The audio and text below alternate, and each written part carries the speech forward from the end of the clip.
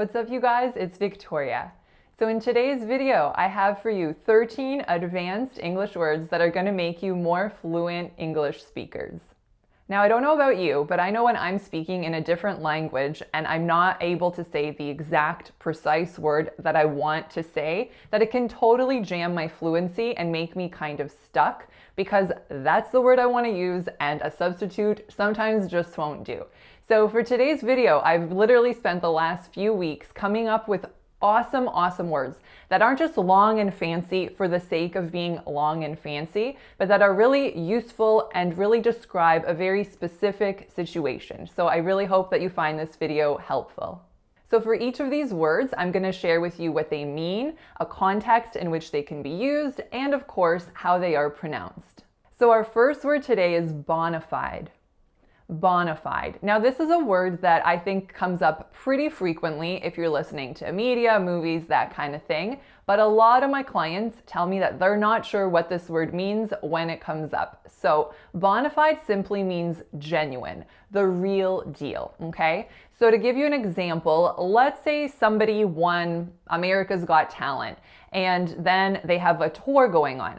If each and every one of their concerts sold out instantly, you could say, wow, you can't argue that they're a bona fide entertainer, that they're a real deal entertainer. It's not that they just won this show and now they're calling themselves an entertainer. People are really paying money, their concert or whatever is selling out everywhere. So they're a bona fide entertainer or whatever else the case may be. So bona fide is of course spelled as two words.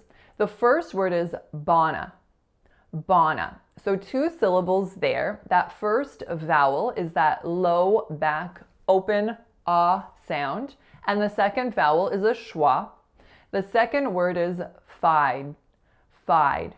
So that vowel is an I, and because it's followed by that voiced D, it's going to be a little bit longer than if it had been a T. So pay attention to the length, pay attention to the whole phrase, bona fide. So our next word is esoteric. Esoteric. So this actually is a word that one of my subscribers left in a comment a few videos ago, and I thought it was just perfect how he used it. I don't think there could have been another word substituted that would mean the same thing without using many more words to describe the feeling. So esoteric is when something is known or understood by only a small number of people. So in my previous video, I was actually using other advanced vocabulary, but a lot of them were in reference to a job I had had in neurorehabilitation. So one of my subscribers, Jean-Michel, eloquently said, some of these are pretty esoteric. And what he was saying was, these are great if you worked in neuro rehab, but they don't necessarily apply to the masses. So amazing word. Thanks so much, Jean-Michel, for giving me this word to add to today's video. In terms of the pronunciation, there are 4 syllables, right? Our first syllable is a lax eh sound. The second syllable is s. So it's an S going into a really short schwa sound. The third syllable is tear. So that's an aspirated T sound going into a complex R vowel, air. I made a video about the air sounds recently. I'll link it for you guys above, but you will hear some regional variation for that sound. How I say it is air. And the fourth syllable is rook. So you can conceptualize it as R schwa K or R lax I K. I personally tend to conceptualize it more as a schwa. The winning syllable is on that third, esoteric. Another way that you might hear this word pronounced is with an O sound on that second syllable. So instead of esoteric, you may hear esoteric. And I'm sure it's a regional difference, though I couldn't precisely tell you that, in Canada it's esoteric, in the US it's esoteric. That might be the case. If you guys have any specific ideas about this, then please let me know in the comments below. So our third word is pretentious. So pretentious is when someone kind of has an exaggerated self-worth, or when you're kind of being unnecessarily over the top. So you might be called pretentious, for example. Let's say you were invited to your friend's birthday party at a restaurant and you came wearing like a formal ball gown. We could say that your attire was fairly pretentious for that kind of gathering, right? Or if you're in an informal kind of a situation, but you use like a really unnecessarily formal word, we could say that you're using pretentious language. Just a small note on pretentious language. I was reading some studies recently. One of them is from Princeton a few years back, and there's actually several other ones from other universities. And it was really interesting. They were analyzing whether using unnecessarily formal language makes your reader or listener think or feel that you're smarter. And in fact, doing this had the opposite effect. So I think it's a really good example that we should use language that's fitting for a context that's appropriate, but that we shouldn't just try to use long words for the sake of using really long words, because we're not going to be perceived as being more intelligent. In fact, it might have the opposite effect. So pretentious has 3 syllables. The first one is pr. So make sure that first syllable is a schwa. The second syllable is the winner, ten, with a lax eh sound. And the final syllable is chus. So a ch sound followed by a schwa followed by an s. So our fourth word is juxtaposed. Juxtaposed. So this means to place elements close together for a really strong contrasting effect. So for example, recently I was watching Jessica Alba's home tour on YouTube. It's beautiful. It's like a $10 million mansion. And what she said she was trying to do, not in these words, was basically take some kind of vintage French elements and combine them with what she thought like a modern, cool French apartment would look like. So we could say she's juxtaposing that kind of old vintage style with a fresh, modern look. So the word juxtaposed has 3 syllables. The strongest is the winner, and the sound that it makes is So the first one is juk, with that sound. The second syllable is sta. So that is the schwa vowel, really, really short and reduced. And then our third syllable is posed. So this one, make sure that your O vowel is moving. It's not O, it's really O. Then it goes into a voiced Z sound. Then it goes into a voiced D sound. Juxtaposed. So our fifth word is bittersweet. Bittersweet.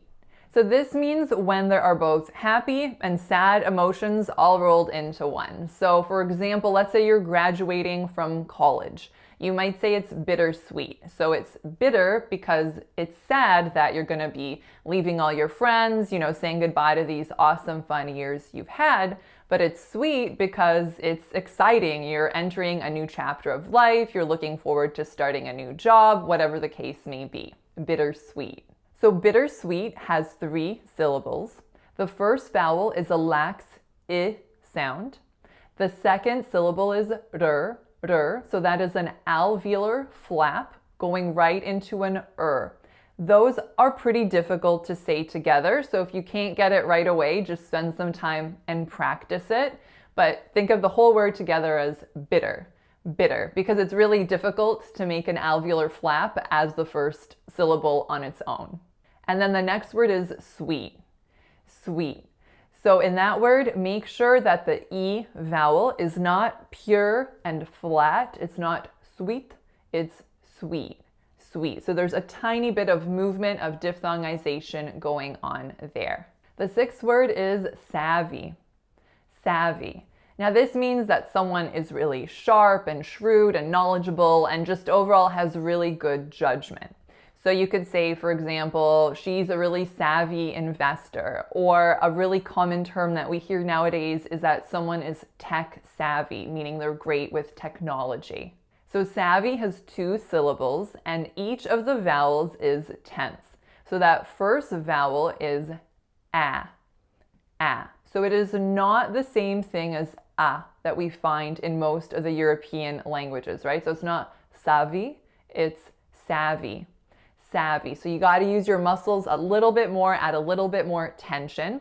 And same is true for that second vowel, E. So don't think about it as a pure flat E. It's really an E, savvy. The seventh word is conducive. Conducive. And what this means is kind of tending to promote a specific outcome. So for example, let's say you went to a spa, but the spa was located at like the most major intersection in Manhattan, and it was super noisy because there was poor insulation. So all you heard was, people yelling and traffic. You could say, the spa isn't really conducive to relaxation, right? It's not really kind of putting me in that direction. So that's what conducive means. It has 3 syllables. The first syllable is con. So this one, when a lot of my clients see C-O-N, they're going right for con, but it's definitely not conducive. It's schwa, conducive. That second syllable is our winner, and the vowel sound that it makes is that moving oo, oo sound. So make sure it's not a pure oo. It's not conducive. It's condu. And then that third syllable is S, schwa, V. Siv, conducive. Our 8th word is eccentric. Eccentric. Now, eccentric means that someone may have slightly kind of quirky or just unconventional views or behavior. And it might be a negative, but it might be a positive used kind of in an endearing way. So, if your next door neighbor, if she has a new hair color every day of the week, you might say, she's a little bit quirky, she's a little bit eccentric. Most people don't do that. It doesn't make her good or bad. It's just something that's a little bit unconventional, a little bit different. So eccentric has 3 syllables. The first syllable is what? Eccentric. So it's a schwa. The second syllables are winner, sen, with a lax e sound. And then the third syllable is trick.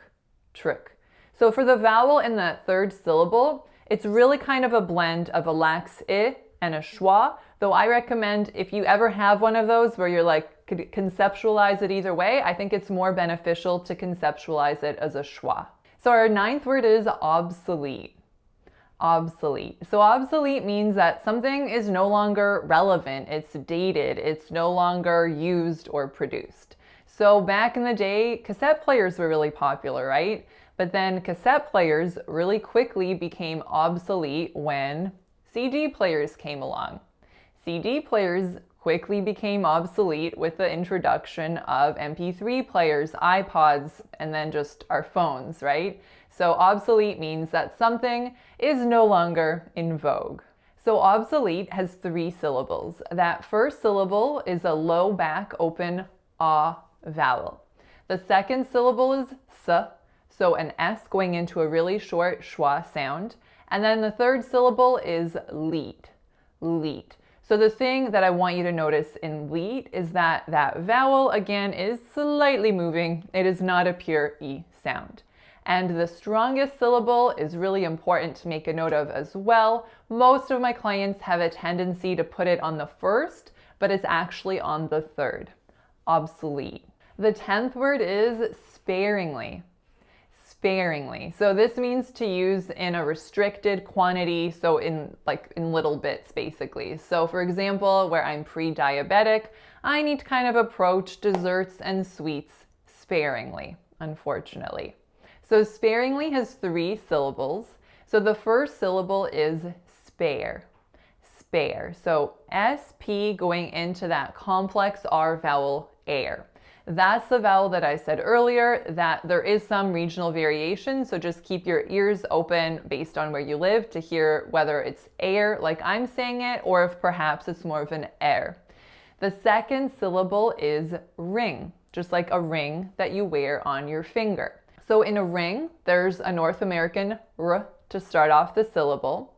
The vowel is a lax I sound. And then the consonant is a nasal velar consonant. So the back of your tongue raises up towards your velum and it sounds like So far we have sparing, sparing. And the real trick when you're listening to both of those syllables is to hear that linking R. So I want you to pretend, well not pretend, but conceptualize that there is an R between spare and ring that's really smoothing it out. And there's an R flavor to the air, there's an R flavor to that consonant R, but really think of combining those together smoothly with a linking R. That third syllable is simply li, li. So it's an L going into that tense, slightly diphthongized E sound, sparingly. The 11th word is abysmal, abysmal. So this means when something is really, really painfully bad. So to give you an example, this is a true story. A few months ago, I was at the mall and I was looking for a new cell phone, and somehow I signed up for different internet services. And of course they promised me the world and more, which is why I switched. It was a mistake, and the internet was truly abysmal. It was like the internet back in the early 90s. It was so bad, despite 5 visits from their technicians, and it was horrible. I literally almost cried every day. Recently, I switched back to my original provider. I literally called them and was like, take me back, and I'm paying way more a month, but it is worth it because that internet service was abysmal. Abysmal has 3 syllables. The first syllable is a really short schwa, and that second syllable is biz, biz. So the vowel is a really lax I sound, and it's going into a voiced z. So don't be fooled by the letter S. It's not abyss, it's abiz. That third syllable is mul, mul. So it's M, schwa, dark L. The schwa and dark L really combined to almost make one sound, ol, ol. Abysmal. The 12th word is transparent. Transparent. So of course the really common definition of this word is if you can see through something, like a window is transparent. However, you can also use the word transparent to mean something being just really clear and straightforward. So you could say a person is transparent, you could say a set of directions is transparent, or if you're assembling IKEA furniture, you could say the directions were not terribly transparent. So transparent has 3 syllables. That first syllable is tran, tran. So notice that the TR letters are combining as tr, tr. It's as if it were spelled CHR, not TR, because of assimilation. So the T is not being produced here, it's being produced further back on your palate. Tran. The vowel, how I'm saying it, is a nasalized A sound. However, in some dialects and some regions, you may hear this without the nasality. So the second syllable is pear, pear. So a really aspirated P sound followed by that complex R vowel air. And then the third syllable is run, run. So it's R, schwa, and T. Remember in the previous example how I said there's a linking R? The same is true for parent, parent. So I want you to imagine that there's an R combining both of those together so that you really produce it smoothly. So our 13th and final word is the word ubiquitous. Ubiquitous. And ubiquitous means that something is everywhere. It's really widespread. So I made a note of this word when I was interviewing Michael Sorensen a few weeks ago, and we were discussing how prevalent cell phone usage is and how addicted we are to our devices. Case in point. My notes are in there though. And Michael made a comment that cell phone usage is ubiquitous, meaning it's really everywhere. It's hard to get away from it even if you try. So ubiquitous has 4 syllables. The first syllable is U. U. So it's a Y consonant followed by that moving diphthongized U vowel. The second syllable is B, so B followed by a lax I sound. The third syllable is qui, qui, so KW lax I. And then we have an alveolar flap going into a schwa, going into an S. So ubiquitous, ubiquitous. As you can hear, the strongest syllable is that second syllable, that lax I sound. So that is all for today's video, you guys. I hope you found it helpful. I hope you learned something new. If you enjoyed this video, please give it a like, share it with a friend, and I'll see you in the next one. Bye.